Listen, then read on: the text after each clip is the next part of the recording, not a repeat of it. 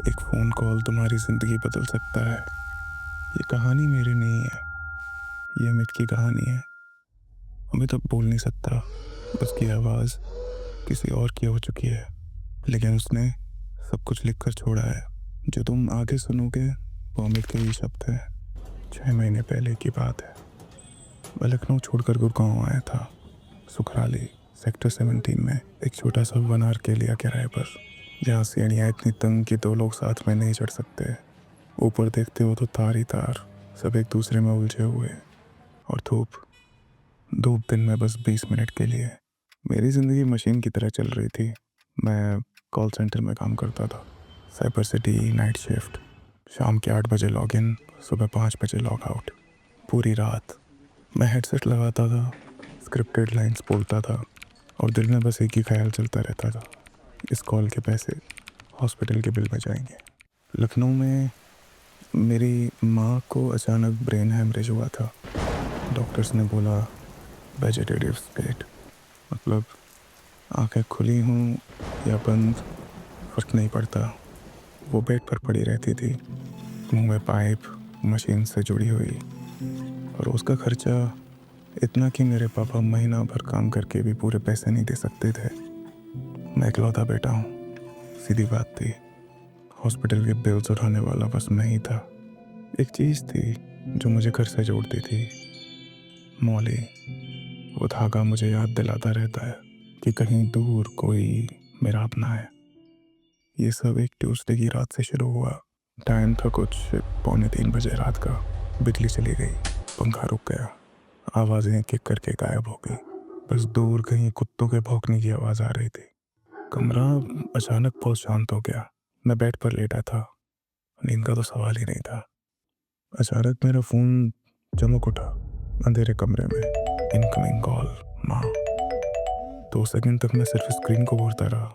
माँ आईसीयू में थी, वो खुद सांस नहीं ले सकती थी। कोई नंबर डायल करना तो बहुत दूर की बात है। 6 महीने से मैंने उनकी आवाज़ नहीं सुनी थी।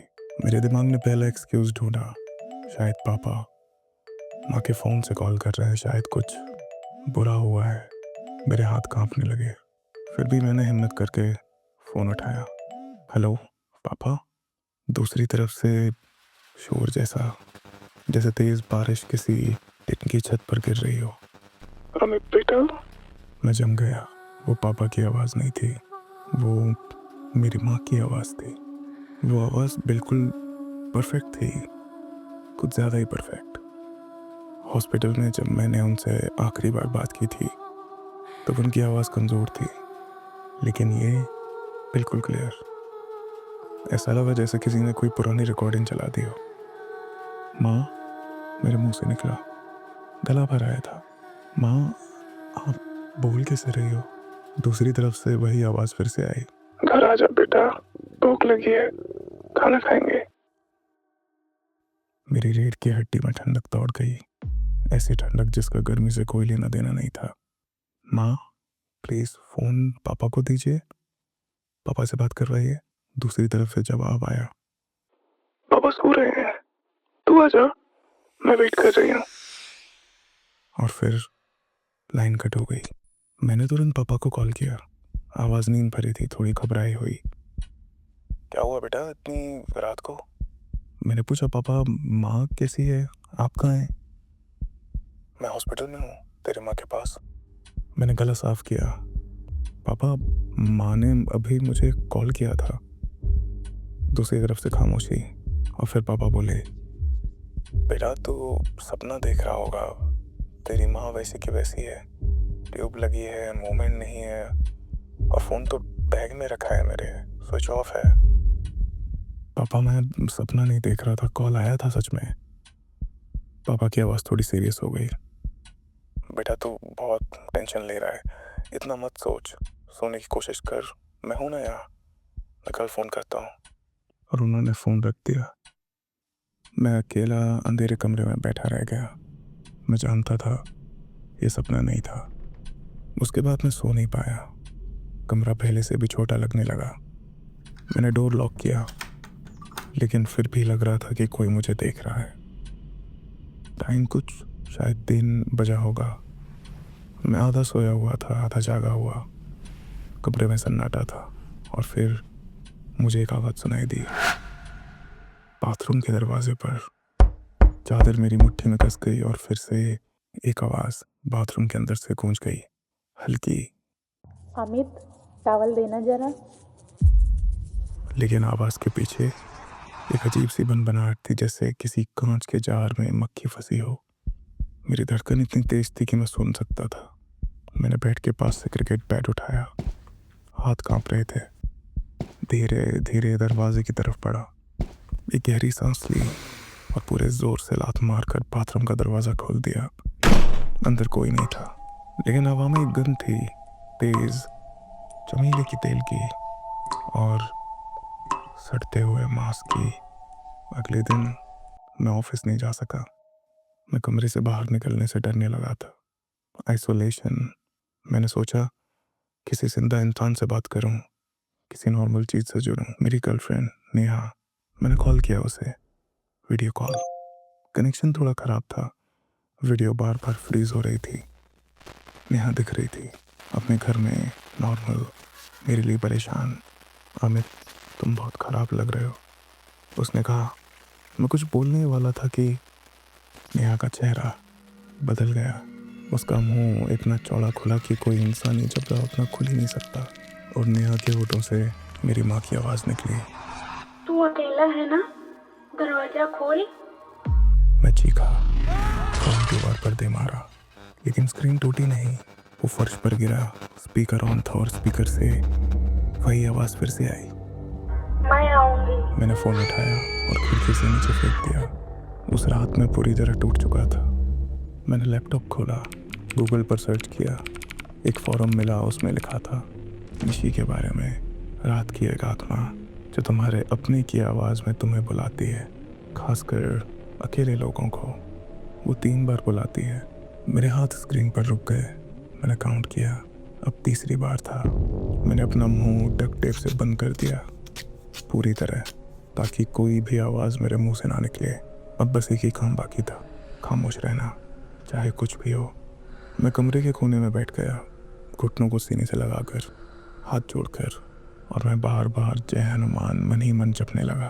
थोड़ी देर बाद बिजली चली गई, पूरा कमरा एकदम काला, और फिर किचन के पास सबसे गहरे कोने में दीवार से चिपकी एक परछाई हिली और धीरे धीरे दीवार से अलग हो गई।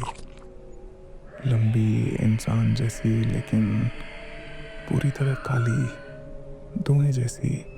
उसके जिस जगह पे आंखें होनी चाहिए थी वहाँ तो लाइट्स थे। वो चली नहीं, वो फिसलती हुई मेरी तरफ आई। मैं हिल नहीं सकता था। वो परछाई मेरे बिल्कुल सामने आकर रुकी, और फिर वही चमेली के तेल और सड़न की गंध इतनी तेज थी कि मुझे उल्टी करने का मन हुआ। उसका चेहरा खाली था, कोई नक्श नहीं, बस काला खालीपन, इतना ठंडा कि स्किन जल रही थी। फिर उसने मुंह खोला, मेरी आवाज़ में, माँ को बचाना है अमित, अगर तू नहीं बोला तो वो अभी मर जाएगी। उसने अपना हाथ ऊपर उठाया और अचानक हवा में एक धुंधली सी तस्वीर उभरने लगी। लखनऊ का अस्पताल, वो कमरा, माँ बेड पर पड़ी हुई, वेंटिलेटर की नली और उस नली पर एक परछाई वाला हाथ दबा रहा था। उस पर मेरे अंदर जो भी लॉजिक बचा था सब टूट गया, सिर्फ डर रह गया और माँ के लिए प्यार। मैंने दोनों हाथों से टेप पकड़ा और पूरे जोर से मुंह से फाड़ दिया। चीखा पूरी ताकत से, उसे मत छूना, मुझे ले जाओ, मुझे ले जाओ। कमरे में सब कुछ अचानक शांत हो गया। उसने एक आखिरी बार बोला, सौदा मंजूर। और उसने मुझे घेर लिया, पूरे शरीर को निगल लिया। मुझे लगा जैसे किसी ने मेरे गले के अंदर हाथ डालकर खरोच लिया हो। दर्द इतना था कि चीख भी नहीं निकली। मेरी कलाई पर बंधी मौली अचानक चल उठी। अब मैं जानता था कि अब कोई प्रोटेक्शन नहीं है, अब मैं अकेला हूँ। आखिरी बात जो मुझे याद है वो उस चीज़ की पीली आंखें मेरे ऊपर झुकी हुई, और फिर कुछ नहीं, बस खालीपन। पता नहीं कितने घंटे बाद मेरी आँख खुली। मैं फर्श पर पड़ा था, अपनी ही गंदगी में, शरीर बेजान। कमरे में धूप आ रही थी। लैंडलॉर्ड दरवाज़ा तोड़कर अंदर घुसा। मैंने मुंह खोला, बोलने की कोशिश की, कुछ नहीं निकला, कुछ भी नहीं, बस हवा। मेरी आवाज़ चली गई थी। पापा का फ़ोन आया। लैंडलॉर्ड ने उठाया। पापा रो रहे थे। माँ सुबह 4 बजे गुजर गई उसी रात। डॉक्टर्स ने कहा वेंटिलेटर अचानक मेल फंक्शन हो गया। ट्यूब में हवा का फ्लो रुक गया। जब तक स्टाफ पहुंचा बहुत देर हो चुकी थी। मैं कुछ नहीं बोल पाया। रोना भी चाहा लेकिन गला पत्थर बन गया था। मैं लखनऊ वापस आ गया, पापा के पास। डॉक्टर्स ने चेक किया, वोकल कॉर्ड्स बिल्कुल सही थे, कोई मेडिकल प्रॉब्लम नहीं है। उन्होंने कहा ट्रॉमा है, शॉक। दिमाग ने खुद को बचाने के लिए आवाज़ बंद कर दी है। मैं अब लिख कर बात करता हूँ। कुछ दिन पहले रात को 2:45 बजे पापा को फ़ोन आया, घर के पुराने लैंडलाइन पर। दूसरी तरफ से एक आवाज़ आई, पापा मुझे भूख लगी है। और फिर फ़ोन कट गया। अब भी हर कुछ दिन में वो फ़ोन आता है, रात को 2 बजे 3 बजे, मेरी आवाज़ में। कभी कहता है पापा मुझे भूख लगी है, कभी बस सांस लेने की आवाज़। पापा फ़ोन नहीं उठाते लेकिन वॉइस मेल सेव हो जाता है। मैं कभी कभी उन्हें सुनता हूँ। मेरी आवाज़ परफेक्ट, क्लियर। मैंने ये सब लिखा ताकि तुम समझ सको। अगर तुम्हें किसी दिन रात को फ़ोन आए और कॉलर आईडी पर किसी अपने का नाम दिखे जो बोल नहीं सकता, जो अस्पताल में है या जो इस दुनिया में नहीं है, तो बजने दो, बस बजने दो। ये अमित की डायरी ख़त्म होती है। आखिरी पेज पर उसने मेरे लिए बस इतना लिखा है, अगर तुझे मेरी आवाज़ में फ़ोन आए तो मत उठाना। वो मैं नहीं हूँ, कभी नहीं था।